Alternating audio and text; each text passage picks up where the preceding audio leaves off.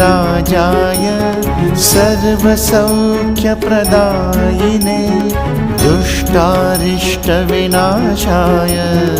पराय परमात्मने विघ्नराजाय सर्वसौख्यप्रदायिने दुष्टारिष्टविनाशाय पराय परमात्मने लम्बोदरं महावीरं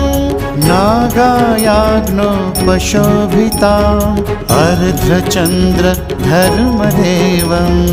विघ्नव्यूहविनाशनम्